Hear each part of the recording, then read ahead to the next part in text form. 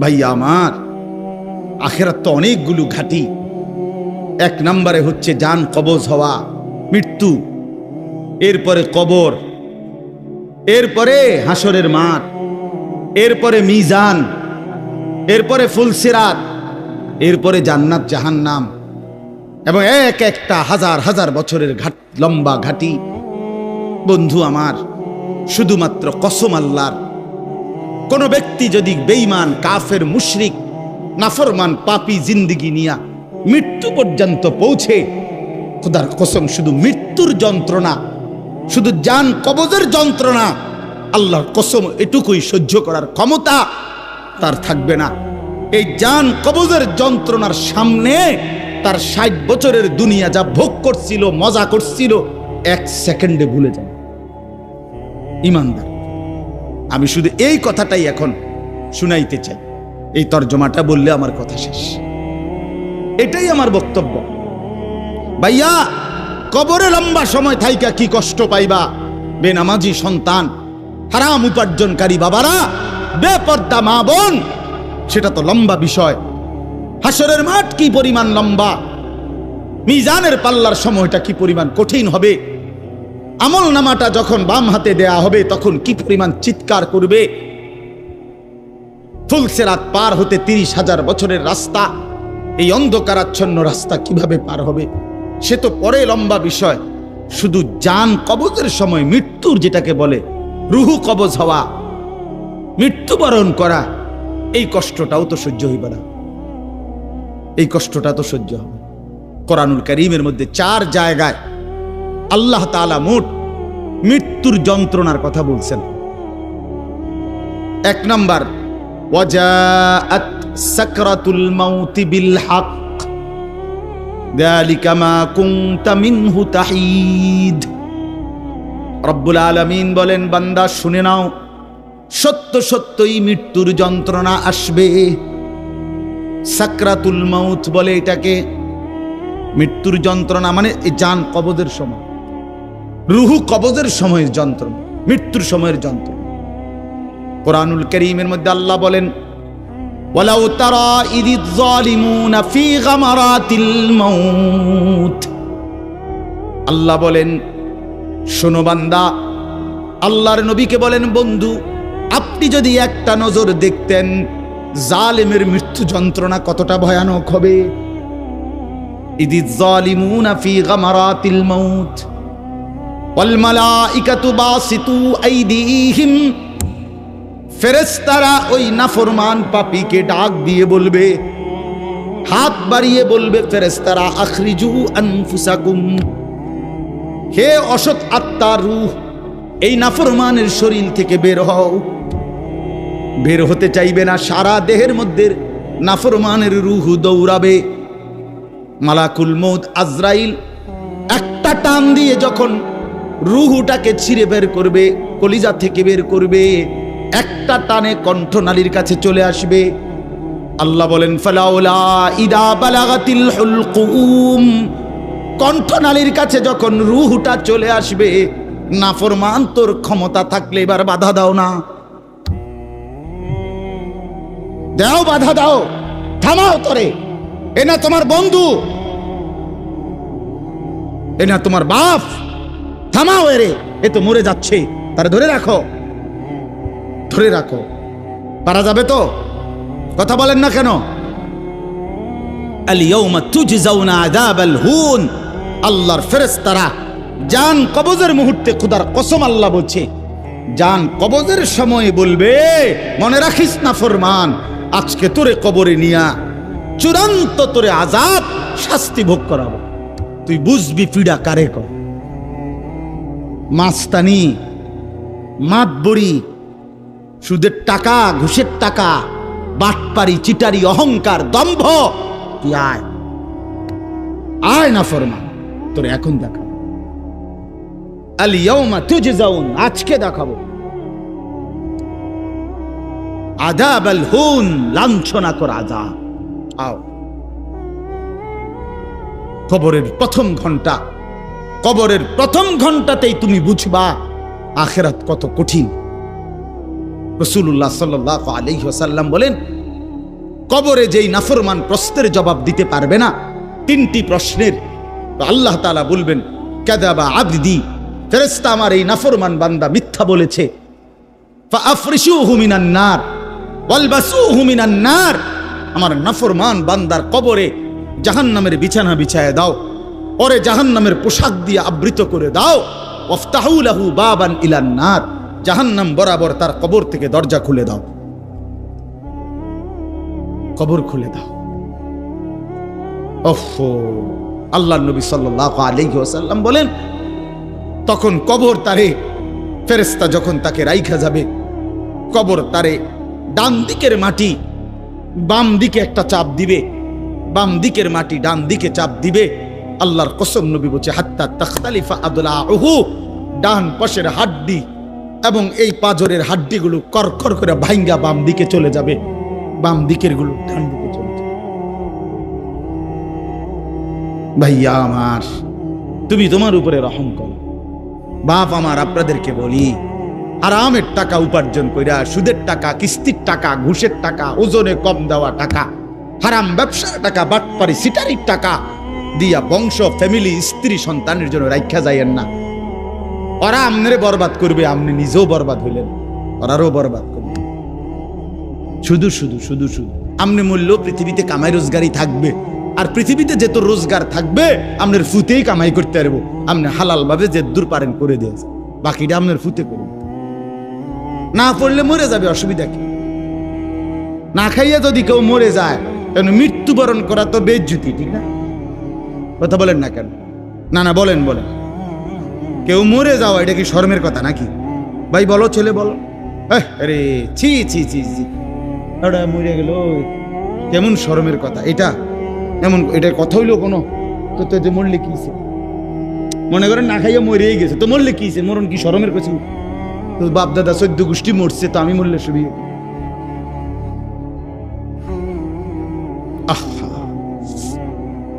এজন্য বন্ধু, আল্লাহ তাআলা বলছেন ওয়ালাউ তারা ইযিয যালিমুন, এই শোনেন বন্ধু, আপনি যদি একটা নজর দেখতেন।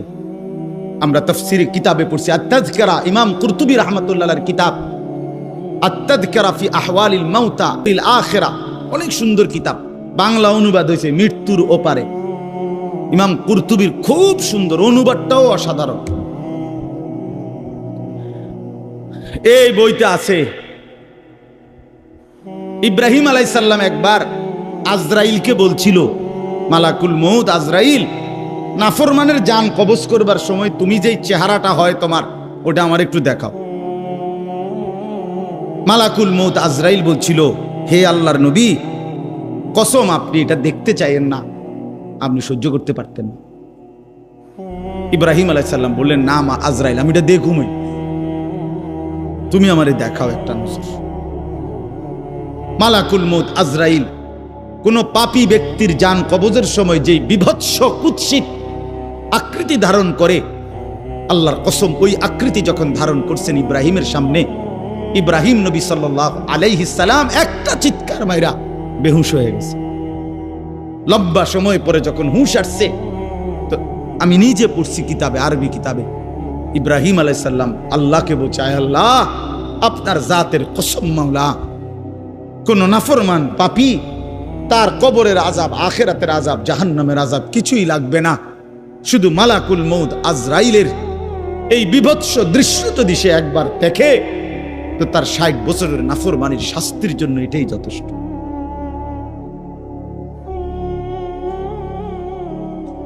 হ্যাঁ, আখরিজু আনফুসাকুম, এখানেও আল্লাহ তাআলা এই কথাটা বলছে, ফালাউলা কাল্লা ইদা বালাগাতিত তারাকিয়া।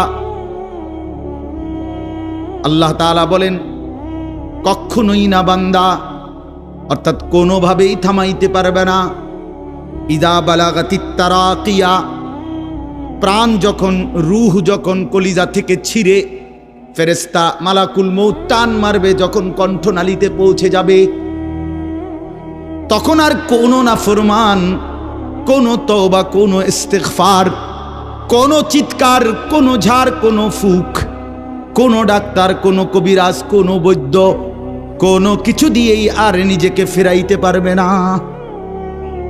ইদা বালাগাতিত তারাকিয়া, যখন কণ্ঠনালীর মধ্যে ফেরেশতা টান দিয়ে বের করে ফেলবে রূহ, কলিজা থেকে, কলব থেকে রূহকে টেনে ধরবে, যখন কণ্ঠনালীতে চলে আসবে, ওয়াকিলা মান রাক, আশপাশের সকলেই তখন বলবে এই ব্যক্তি যে ছটফট করতেছে তারে এখন কোন কবিরাজ দিয়া ঝাড়াবে। সবাই ডাক্তার, কবিরাজ, বৈদ্য, ওঝা খুঁজবে, দেখো না কার কে পরিচিত আছে, ডাকো, আরে বাঁচাইবার চেষ্টা করো। ওয়ান্না আন্নাহুল ফিরাক, আল্লাহ বলে কিন্তু ওই ব্যক্তি ঠিকই বুঝে ফেলেছে আজকে তাকে নিশ্চিত এই পৃথিবী থেকে বিচ্ছিন্ন হতে হবে। আত্মীয় স্বজন তারা যদিও ডাক্তার কবিরাজের জন্য চিল্লাচিল্লি করছে, কিন্তু লোকটা নিজেই বুঝে ফেলবে আন্নাহুল ফিরাক, তাকে এখন এই দুনিয়ার মায়া থেকে বিচ্ছিন্ন হইতেই হবে। কারণ মালাকুল মউত তো রূহটা ছিঁড়া ফেলছে, কলিজা থেকে টান দিয়া ফেলছে, আর তো ফেরত যাবে না, আর তো ফেরত যাবে না। ইন্নাল্লাহা ইয়াকবালু তাওবাতাল আবদি মা লাম ইউগারগির, নবী সাল্লাল্লাহু আলাইহি ওয়াসাল্লাম বলেন নিশ্চয়ই আল্লাহ তাআলা বান্দার তওবা কবুল করেন যতক্ষণ পর্যন্ত না মৃত্যুর গড়গড়া শুরু হয়, ওর আগ পর্যন্ত। ফেরেশতা টান দিলে মৃত্যুর যখন গড়গড়া শুরু হয় তখন যদি কোনো বান্দা তওবা করে আল্লাহ তাআলা সেই তওবা কবুল করে না। এবার দম টানে, একেবারে সোজা হইয়া গেছে। এই সময় হুজুর আনছে 200 টাকা দিয়া, হুজুর আব্বারে গুদ্দুর বেহেশত বুঝ কইরা দেন, তওবা ভরাইয়া দেন, তওবা। এই সারা জিন্দিগির সিটারি বাটফারির তওবাটা এই 200 টাকা দিয়া আব্বারে মিল কইরা দেন। হ্যাঁ, বেহেশত দিয়া দিব। বেহেশত হুজুরের আব্বার সম্পত্তি। হ্যাঁ, কথা বলেন না কেন? বেহেশত হুজুরের বাপের সম্পত্তি। এটা তো এটা কি ধরনের তওবা, কিসের তওবা এটা? এই বেটার তো কোনো এহসাসে নাই। আরে বোঝেন নাই আমার কথা?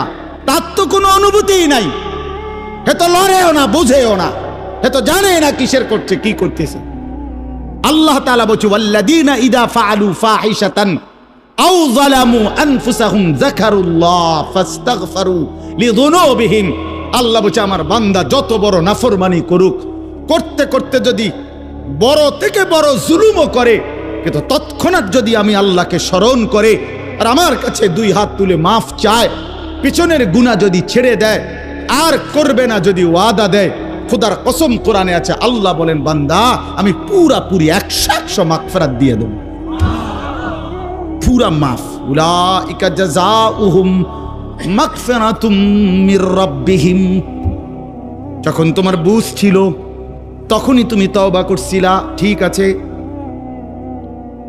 কিন্তু যখন মৃত্যুর যন্ত্রণা শুরু হয়ে যায় তখন আর তওবা কবুল হয় না। ওয়ালাইসাতিত তাওবাতু লিল্লাযীনা ইয়ামালুনাস সাইয়্যাত হাত্তা ইযা জাআ আহাদাহুমুল মাউতু ক্বালা ইন্নী তুবতুল আন। এই যে কোরআন শরীফের আয়াত, আল্লাহ বলেন ওই ব্যক্তির তওবা নয়, পুরা জিন্দেগি নাফরমানি করেছিল, অতঃপর যখন মৃত্যুর সময় আসলো, আজরাইল উপস্থিত হলো, এখন বলতেছে আমি আল্লাহ এখন তওবা করলাম। আল্লাহ বলে না বান্দা, এমন তওবা হবে না। তাইলে তওবা করবেন কখন? এখন। কখন বাবা? এখন। আজ দিমাগ আছে যখন, আকল আছে যখন, বুঝ আছে যখন। আল্লাহ আমাদেরকে বুঝার তৌফিক দান করেন। ওয়ালতাফাতিস সাকু বিসাক, আল্লাহ বলেন নাফরমান তখন ভয়ে আর আতঙ্কে মালাকুল মউতটাকে টেনে বের করছে। আজরাইল এসে সামনে দাঁড়ানোর সাথে সাথে নাফরমান এই পরিমাণ ভয় পেয়ে গেছে। ওয়ালতাফাতিস সাকু বিসাক, 2টা পায়ের গোসা, মানে পায়ের গোসা বোঝেন না, গোড়ালি নিচের অংশ আর কি, জুতা পরি আমরা যেটা, এই গোসা আল্লাহ বলেন এক গোসার সাথে আরেক গোসা, মানে 2 পাও এইভাবে মিল্লা গেছে, এটা যে একটু নড়াবে একটু একটার উপর একটা উঠাবে অথবা কদ্দুস সরাবে, ভয়ে আতঙ্কে আল্লাহ বলেন নাফরমান, এটাও ভুলে যাও।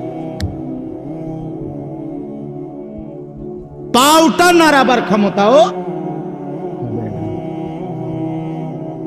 ইলা রাব্বিকা ইয়াউমা ইদিনিল মাসাক। আল্লাহ তাআলা বলেন এই অবস্থাতেই আমি আল্লাহর কাছে ফিরতে হবে, ফিরতে হবে। মৃত্যুর ভীষণ বড় যন্ত্রণা হবে। অর্থাৎ এখানে ফেরেশতা প্রথম তো টান দিবে, ফুলের মতো ছিঁড়া ফেলবে। ফুল যেভাবে গাছ থেকে ছিঁড়ে ফেলে, কলিজা থেকে রুহ তো ছিঁড়ে ফেলবে, কণ্ঠনালীর কাছে আটকায়া যাবে। তখন সে বারবার চেষ্টা করবে নিজের রুহ ফেরত নিতে, কিন্তু ফেরত নিতে পারবে না। আল্লাহ তাআলা বলেন মৃত্যুর মারাত্মক সাকরাতুল মউত তখন শুরু হবে, ভীষণ যন্ত্রণায় শরীর পাওটাও নাড়াইতে পারবে না। এই অবস্থাতেই, এই জোরাজুরি টানাটানি অবস্থার মধ্যেই তাকে আল্লাহর কাছে ফিরতে। এবার আল্লাহ শেষ কথা বলে, এবার শুনো বান্দা, এই নাফরমানের মৃত্যু যন্ত্রণা এতটা ভয়ানক কেন হলো এই লোকটার? আল্লাহ তাআলা বলেন ফালা, ওই ভাই ছেলেরা শোনো, ভাই আবার শোনো, যা এই ধমকাইছি, খোদার কসম দুশ্মনী নিয়ে ধমকাই নাই, তোমার সাথে কোনো বিদ্বেষ নিয়ে ধমকাই নাই, কলিজা বড়া এটুকু ফিকির নিয়েই বলি যে এক ছেলে বদলে যাক, একটা নওজোয়ান বদলে যাক, সারা দিনের চিৎকার চেঁচামেচির দ্বারা, এই দিবানিশির এই বলার দ্বারা যদি একটি বাচ্চাও, একটা ছেলেও, একটা কিশোর, একটা যুবক, একটা তরুণ, একটি মুসলমানের মা মেয়ে যদি বদলায়, হতে পারে ওই একজনের উসিলায় আল্লাহ আমাদেরকে মাফ করে দিবে। এই আশায় ভাইয়া, এই আশায় যুবক ভাইয়া, তোমরা ইসলামের দিকে ফেরা দরকার, তোমরা আল্লাহর দিকে ফেরা দরকার। চারিদিকে সারা পৃথিবী জুড়ে সমস্ত ষড়যন্ত্র ইসলামের বিরুদ্ধে, মুসলমানের বিরুদ্ধে। তোমরা দেখছো ভাইয়া, গাজার মধ্যে মুসলমানের রক্তে ভাসতেছে, ফিলিস্তিনে মুসলমানের রক্তে ভাসছে, আজ আবার লেবাননে মুসলমানের রক্তে জমিন ভেসে গেছে।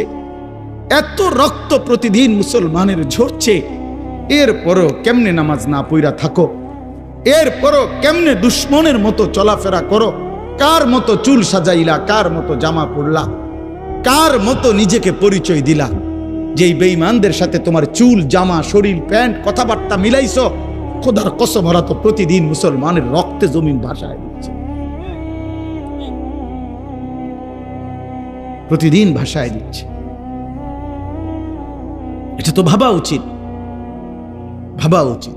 সারা দেশে, আমার এই ছোট্ট বাংলাদেশেও কি পরিমাণ ইসলাম এবং মুসলমানদের বিরুদ্ধে ষড়যন্ত্র।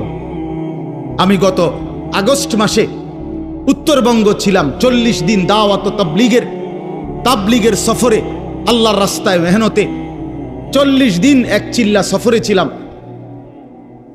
জুলাই মাসের 31 তারিখ থেকে সেপ্টেম্বরের 9 তারিখ পর্যন্ত।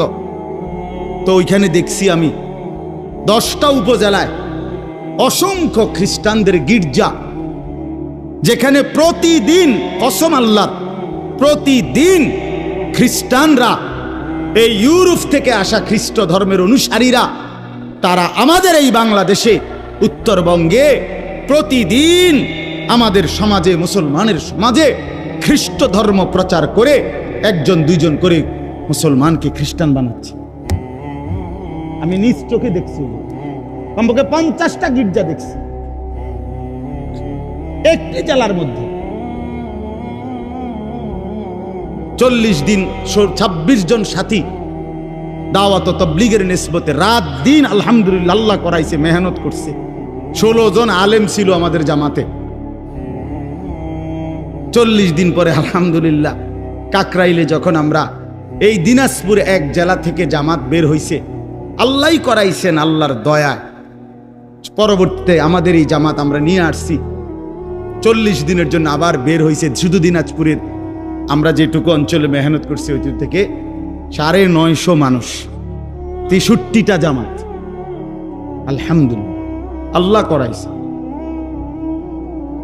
আল্লাহ করাইছে। তো এজন্য বললাম, প্রতিনিয়ত আমাদের পার্বত্য চট্টগ্রামের হালাত খবর নেন, কি হচ্ছে। একদিন ঘুম থেকে শুনবেন উঠে পার্বত্য চট্টগ্রাম আর আমাদের কাছে নাই। গোটা বাংলাদেশে, পুরা বাংলাদেশ যত বর্গ মাইল, এর 3 ভাগের 1 ভাগ হলো পার্বত্য চট্টগ্রামের 3টা জেলা। বুঝেন নাই কথাটা আমার? সারা বাংলাদেশের আয়তন যে দূর, এটা যদি 3 ভাগ করে, শুধু 3 জেলা, রাঙ্গামাটি, খাগড়াছড়ি, বান্দরবন, পার্বত্য চট্টগ্রামের এই 3 জেলাই 1/3 বাংলাদেশ। বুঝেন হিসাব? হ্যাঁ, পুরা উত্তরবঙ্গ প্রতিদিন কাফের কাদিয়ানি, প্রত্যেক দিন তারা মুসলমানদেরকে কাদিয়ানিতে বানানোর জন্য তাদের কার্যক্রম করছে, অসংখ্য মানুষ। অথচ সারা পৃথিবীর মুসলমানের কাছে, ওলামায়ে কেরামের কাছে, সারা পৃথিবীর মুসলমানের কাছে একথা স্পষ্ট, অকাট্য যে কাদিয়ানিরা 100 কাফের, 100 কাফের, 100 কাফের, 100% কাফের। কাদিয়ানি একটি ভিন্ন ধর্ম, ইসলাম একটি ভিন্ন ধর্ম। ইসলাম এবং কাদিয়ানিয়াত এক ধর্ম হইতে পারে না, এক ধর্ম হইতে পারে। প্রকাশ্য কাফের, প্রকাশ্য কাফের। জানো না মিয়া, এই বেঈমানরা নিজেদেরকে আহমদিয়া মুসলিম বলে। কিসের আহমদিয়া মুসলিম? তুই বেটা, মুসলমান তো মুসলমান। কোরআনে আল্লাহ বলছেন হুয়া সাম্মাকুমুল মুসলিমিন। আল্লাহ তাআলা বলছে তোমাদের নাম তোমাদের পিতা ইব্রাহিম রেখেছেন মুসলমান। আবার আহমদিয়া মুসলমান কিতা? আলগা শব্দ লাগালে কেন? মুসলমান তো মুসলমানই, এটার লগে আবার আলগা টাইটেল লাগানোর কি দরকার আছে? সাদা মুসলমান, কালা মুসলমান, হ্যাঁ চিটেঙ্গা মুসলমান, এটা কিতা? এটা কোনো দরকার আসেনি? আপনি বলেন না, মুসলমান তো মুসলমান। ওয়ামান আহসানু কাওলাম মিম্মান দা ইলাল্লাহ ওয়া আমিলা সালিহান ওয়া ক্বালা ইন্নানি মিনাল মুসলিমিন। এই যে আল্লাহ বলছে সর্বোত্তম মানুষ, সর্বশ্রেষ্ঠ মানুষ হলো 3 ব্যক্তি। 1 নম্বরে যে মানুষকে আল্লাহর দিকে ডাকে, 2 নম্বরে যে যাবতীয় নেক আমল করে, 3 নম্বরে সর্বদাই যে নিজেকে মুসলমান পরিচয় দেয়। কি পরিচয় দেয়? আমি মুসলমান, নাকি আমি ঢাকাইয়া মুসলমান, আমি মুসলমান, খাস খালাস। আল্লাহ আমাদেরকে মাফ করে দেন। আমার ভাই, আমার ছেলেরা, আমার নওজোয়ানরা ফেরা দরকার। ইসলামের জন্য জান বাজি না রাখলে, আল্লাহর দ্বীনের জন্য আমরা ফিকির না করলে, নিজের ঈমান, নিজের ইসলাম, নিজের আমল, নিজের আখলাক সুন্দর না করলে ভাইয়া পারতা না। স্লোগান দেওয়া আর জীবন দেওয়া এক কথা না। স্লোগান দেওয়া সহজ ভাইয়া, তো দুশ্মনের মোকাবেলায় দাঁড়ানো কঠিন, কঠিন। এই জন্য ভাই, নিজের কলিজার ভিতরে যদি ঈমান না থাকে, আখিরাতের ফিকির না থাকে, কপালে যদি সেজদা না থাকে, তুমি কাফেরের মোকাবেলায় দাঁড়াইতে পারত না, মাহাদির পক্ষে থাকতে পারত না, দাজ্জালের বিরুদ্ধে লড়তে পারত না। আল্লাহ আমাদের প্রত্যেকটা যুবককে মাহাদির সৈনিক বানিয়ে দেন। শেষ কথা হলো, এটাই বলতেছিলাম, কেন মৃত্যু যন্ত্রণা হবে, জান কবজের কষ্ট হবে কার? আল্লাহ বলেন কেন? এই ফালা সাদ্দাকা ওয়ালা সাল্লা। আল্লাহ বলেন কারণ হলো সে আমি আল্লাহর কথায় বিশ্বাস করে নাই, আমি আল্লাহর উপরে বিশ্বাস করে নাই, এবং ওয়ালা সাল্লা 5 ওয়াক্ত নামাজ আদায় করে নাই। এজন্য ভাইয়া, যার ঈমান নাই তার মৃত্যু যন্ত্রণা হবে, যার নামাজ নাই আল্লাহ বলছে সে ভীষণ কষ্ট পাবে মৃত্যুর সময়। আর বাকিটা তো আছে, ওয়ালাকিন কাযযাবা ওয়া তাওয়াল্লা, বরং সে আমি আল্লাহর উপরে মিথ্যা আরোপ করেছে, ঈমান আনে নাই। ওয়া তাওয়াল্লা, আমার প্রতিটা হুকুম থেকে মুখ ফিরাইয়া নিছে।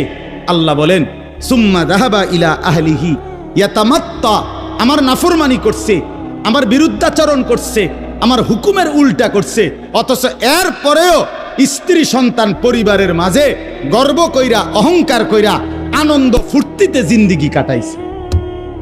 সিটারি, বাটপারি, অন্যায়, দুর্নীতি, অনিয়ম, নামাজ নাই, বন্দিগি নাই, হালাল হারামের পার্থক্য নাই, এরপরেও ঘর সংসার বউ বাচ্চার মধ্যে এভাবে চলছে, মনে হয় যেন কোনো টেনশনই নাই। আল্লাহ বলেন এই অহংকারী, এই গাদ্দারির কারণে মালাকুল মউত আজরাইল যখন রুহু কবজ করবে তখন কলিজা থেকে রুহুটা ছিঁড়া ভিড়া এরপরে কবজ করবে। আল্লাহ আমাদেরকে মাফ করে দেন। আল্লাহ তাআলা শেষ বলেন, আমি যেটুকু পড়ছি, আউলা লাকা ফাআউলা সুম্মা আউলা লাকা ফাআউলা। আল্লাহ বলেন, বান্দা, এই বান্দা, আমি 4 বার বলছি বান্দা, 4 বার তোমার জন্য দুর্ভোগ, তোমার জন্য দুর্ভোগ, তোমার জন্য দুর্ভোগ, তোমার জন্য দুর্ভোগ। 4 বার আউলা লাকা ফাআউলা সুম্মা আউলা লাকা ফাআউলা। কয়টা হলো? 4টা। কেন 4টা কেন? 1, তোমার জান কবজের সময় তোমার দুর্ভোগ। 2, তোমার কবরে দুর্ভোগ। 3, হাসরের মাঠে দুর্ভোগ। 4, জাহান্নামে দুর্ভোগ। তুমি জান কবজের সময়ও কষ্ট পাইবা, তুমি কবরেও কষ্ট পাইবা, তুমি হাসরেও কষ্ট পাইবা, তুমি জাহান্নামেও কষ্ট। আউলা লাকা ফাআউলা সুম্মা আউলা লাকা ফাআউলা। আয়াহসাবুল ইনসানু আন ইউতরাকা সুদান। আল্লাহ তাআলা বলছে, মানুষ তুমি কি ভেবেছো আমি তোমাকে এমনি এমনি ছেড়ে দেব না? কি ভাবছো? এমনি এমনি অনর্থ কোন উদ্দেশ্য ছাড়াই আমি তোমার এমনি বানাইছি না। বান্দা ফাহাসিবিতুম আন্নামা খালাকনাকুম আবাতান। আল্লাহ তাআলা বললেন, বান্দা তুমি কি এই ভেবেছো আমি তোমাকে বেহুদা বানাইছি? এ খাইবার ফুর্তি করবা, নাচবা গাইবা? না ভাই, আল্লাহ তাআলা আমাদের প্রত্যেককে ঈমান দান করেন, তাকওয়া দান করেন, গুনাহ থেকে বাঁচবার মতো হিম্মত দান করেন। আল্লাহ তাআলা আমাদের প্রত্যেককে 5 ওয়াক্ত নামাজ জিন্দেগি সুন্দর করার তৌফিক দান করেন। ইনশাআল্লাহ আল্লাহ তাআলা সবাইকে কবুল আর মঞ্জুর করেন। নওজোয়ান ছেলেরা সহ সবাই মেহেরবানি করে মনোযোগের সাথে হযরত বয়ান করবেন। হযরত আমারও অনেক বেশি শ্রদ্ধেয়। ইনশাআল্লাহ হযরতের বয়ান মনোযোগ দিয়ে শুনে দোয়া করে এরপরে আমরা যাওয়ার চেষ্টা করি। আল্লাহ তাআলা সকলকে উত্তম তৌফিক দান।